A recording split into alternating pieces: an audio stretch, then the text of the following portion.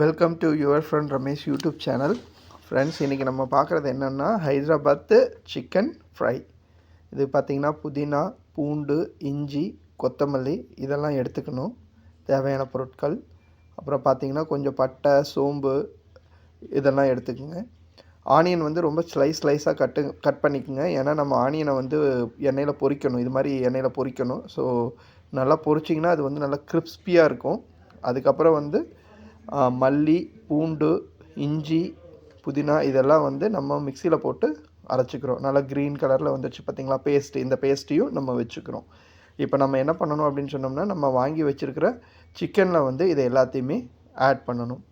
First என்ன பண்ணுறோம் அப்படின்னு சொன்னிங்கன்னா, நம்ம அந்த வெங்காயத்தை பொரித்து வச்சுருந்தோம் தெரியுங்களா, அந்த வெங்காயத்தை போட்டுக்கிறோம். அதுக்கப்புறம் அது கூடவே இந்த க்ரீன் சட்னியும் போட்டு நல்லா ஊற வைக்கணும். ஒரு மணி நேரம் ஊற வச்சுட்டு அதுக்கப்புறம் இந்த மாதிரி கடாயில் வந்து பட்டை, சோம்பு, அந்த பட்டை இலை, பிரியாணி இலை, ஏலக்காய் இதெல்லாம் போட்டு நல்லா வந்து எண்ணெயில் பொரிக்கிறோம். ஃபஸ்ட்டு நல்லா பொரியுது பார்த்தீங்களா. நம்ம வழக்கமாக வந்து நம்ம இந்த பேஸ்ட்டு வந்து நல்லா ஃப்ரை பண்ணிக்கிறோம். இந்த பேஸ்ட்டோட சிக்கனை வந்து என்னென்னா, நம்ம எப்போவுமே வந்து நம்மளோட இது வந்து ஒரு மாதிரி ரெட் கலரில் தான் இருக்கும். பட் இந்த சிக்கன் ரெசிபி வந்து பார்த்திங்கன்னா க்ரீன் கலரில் இருக்கும். ஸோ அதனால் வந்து பசங்களுக்கு வந்து ரொம்ப பிடிக்கும். நெக்ஸ்ட்டு வந்து பார்த்திங்கன்னா, இந்த க்ரீன் கலர் ஹைதராபாத்தி புதினா சிக்கனில் வந்து இன்னொரு இது என்னென்னு பார்த்திங்கன்னா, அந்த புதினாவோட ஃப்ளேவரும் மல்லியோட ஃப்ளேவரும் வந்து சூப்பராக இருக்குங்க. அது ஃபுல்லாக நம்ம ஊற வைக்கிறதுனால நம்மளோட அந்த சிக்கனில் வந்து நல்லா அது வந்து இதுவாக இருக்கும்.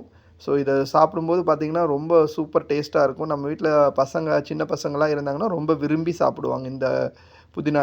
இது பார்த்திங்கன்னா கலர் பார்த்திங்கன்னா ரொம்ப க்ரீனிஷாக இருக்குது பார்த்திங்களா. ரொம்ப பார்க்குறதுக்கே ரொம்ப ஒரு நல்ல இதுவாக இருக்குது பார்த்திங்களா.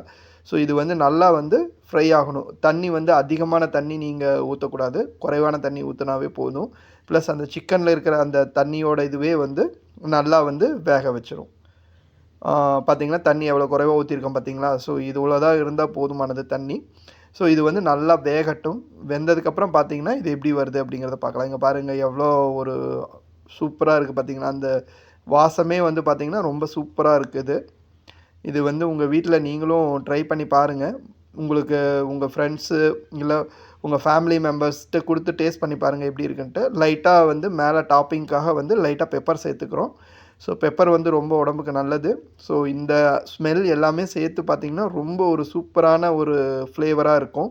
ஸோ இது வந்து நீங்கள் உங்கள் குழந்தைகளுக்கு கொடுத்து பாருங்கள். எப்படி இருக்குது அப்படிங்கிறத கமெண்ட்டில் வந்து சொல்லுங்கள்.